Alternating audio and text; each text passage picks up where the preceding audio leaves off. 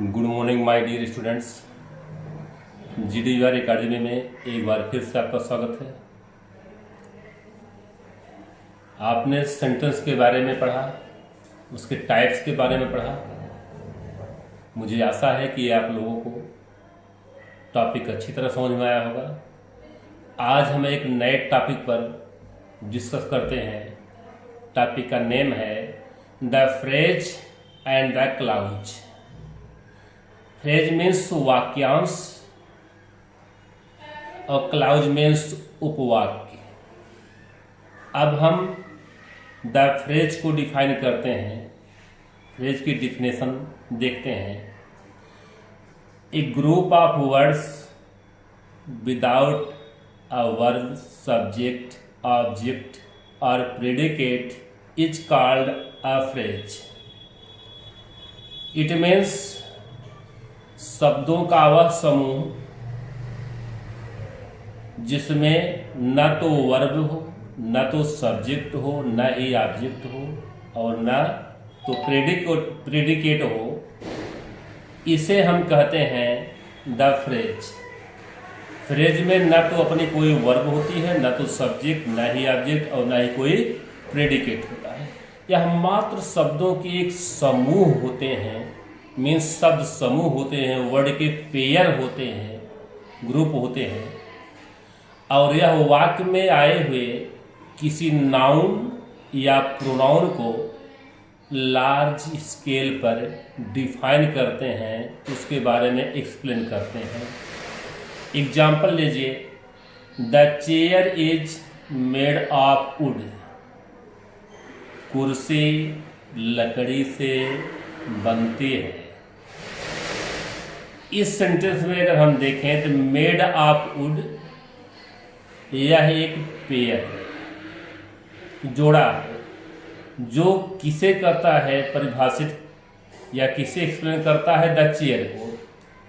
इसलिए made of को हम कहेंगे फ्रेज। अब मेड ऑफ में न तो कोई सब्जेक्ट है, न ही ऑब्जेक्ट है, न तो प्रेडिकेट है। Second example, the ox was lying in the corner. अब यहां ऑक्स पड़ी हुई है, लेकिन कहाँ? In the corner. In the corner ही कहलाएगा फ्रेज। इसमें न तो अपना खुद का सब्जेक्ट है, न ऑब्जेक्ट और न ही प्रेडिकेट। इसी तरह थर्ड एग्जाम्पल को अगर हम लें तो थर्ड एग्जाम्पल है the book is kept on the table. तो आप तो छाटना सीख गए होंगे, स्प्रेड करना, कि ऑन द टेबल ही कहलाएगा फ्रेज। और मैंने फ्रेज को अंडरलाइन कर दिया है जिससे कि आप अच्छी तरह समझ सकें। मुझे आशा है अब आपको समझ में अच्छी तरह आया होगा कि फ्रेज किसे कहते हैं। अब बारी आती है काइंड्स ऑफ फ्रेज। अब फ्रेज के कितने काइंड्स होते हैं या कितने टाइप्स के होते हैं? तो there are 3 types of phrase. Phrase के 3 टाइप्स होते हैं। फर्स्ट, नाउन फ्रेज, संज्ञा वाक्यांश, जो वाक्य में किसी संज्ञा का कार्य करता है। Definition, a group of words which work as a noun in a sentence is called a noun phrase. Definition बिल्कुल सिंपल है कि शब्दों का वह समूह जो किसी वाक्य में नाउन का कार्य करता है वह नाउन फ्रेज कहलाता है। एग्जाम्पल देखिए, प्रॉमिस टू कम अगेन, दोबारा आने का वादा कीजिए।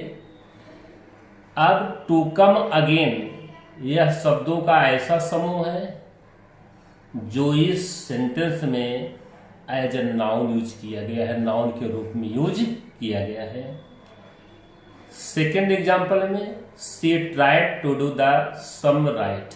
सम मीन्स सवाल। अब तो आप अच्छी तरह समझ गए होंगे कि यहाँ कौन सा pair of words noun phrase होगा। जी हाँ, to do the sum right ही शब्दों का वह ग्रुप है जो नाउन फ्रेज के रूप में यहाँ यूज किया गया है। Third example, he refuses to answer the question। जी हाँ, अगर आप समझ रहे हैं कि to answer the question noun phrase है तो आप एब्सोल्युटली राइट थिंकिंग, सही सोच रहे हैं। टू आंसर द क्वेश्चन ही इस सेंटेंस में नाउन फ्रेज का कार्य कर रहा है, इसे नाउन फ्रेज के रूप में यूज किया गया है। अब सेकेंड टाइप्स फ्रेज का है एडजेक्टिव फ्रेज।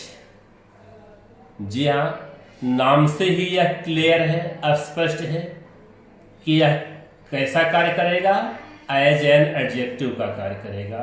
डिफिनीशन है an adjective phrase is a group of words that does the work of an adjective in a sentence. एक एडजेक्टिव फ्रेज शब्दों का वह समूह है जो वाक्य में किसी एडजेक्टिव का कार्य करता है।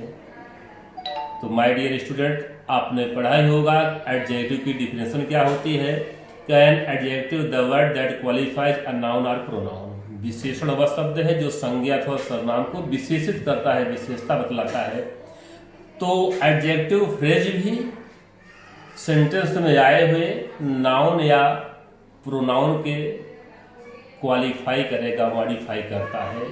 एग्जाम्पल लीजिए, my father is a man of words. Man of words means बात का धनी। तो मेरे पिता बात के धनी हैं।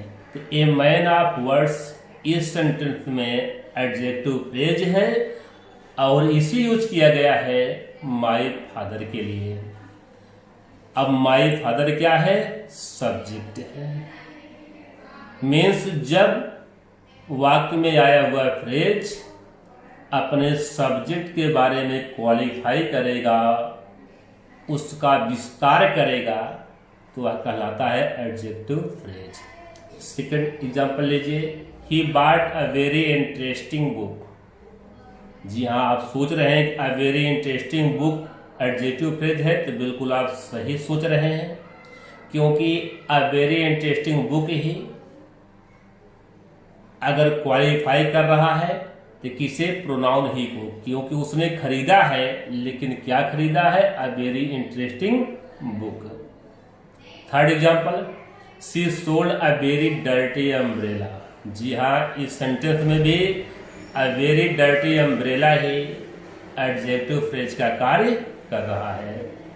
अब थर्ड फ्रेज को लेते हैं। थर्ड फ्रेज है एडवर्ब फ्रेज, क्रिया विशेषण वाक्यांश, हिंदी में से होता है। Definition, an adverb phrase is a group of words that does the work of an adverb in a sentence. बिल्कुल सिंपल मीनिंग कि एडजेक्टिव फ्रेज वाक्य में किए गए कार्य की विशेषता बतलाता है। कार्य हुआ तो कैसे हुआ, यह किए गए कार्य के मैनर को बताता है, ढंग को बताता है। काम तो हुआ बट कैसे हुआ, किस तरीके से हुआ, यह उसको एक्सप्लेन करता है। एग्जाम्पल लीजिए, बिल्कुल क्लियर हो जाएगा। The boy talked rudely. लड़के ने रूखेपन से मीन्स अभद्रता पूर्वक बातचीत किया। जी हाँ बेटा, अब बातचीत किया बट कैसे? रूडली मैनर से। मीन्स उसके बातचीत करने का जो मैनर था, ढंग था, बिल्कुल रूडली था। तो जी हाँ बेटा, इस सेंटेंस में रूडली ही एडवर्ब फ्रेज है। Second example, the boy talked in a rude way. इस सेंटेंस में इन अ रूड वे ही एडवर्ब फ्रेज है, जो लड़के के द्वारा किए गए बातचीत मीन कन्वर्सेशन के ढंग को बताता है कि वार्तालाप हुई, बात हुई, बट कैसे? इन ए रूड वे। तो आई होप आपको फ्रेज क्या है, फ्रेज के कितने टाइप्स होते हैं, हर टाइप का क्या एक्शन है, क्या कार्य है, क्या यूटिलिटी है, आपको अच्छी तरह समझ में आया होगा।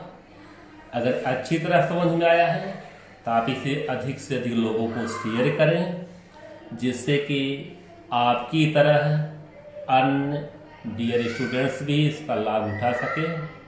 फिर मिलते हैं नेक्स्ट चैप्टर में।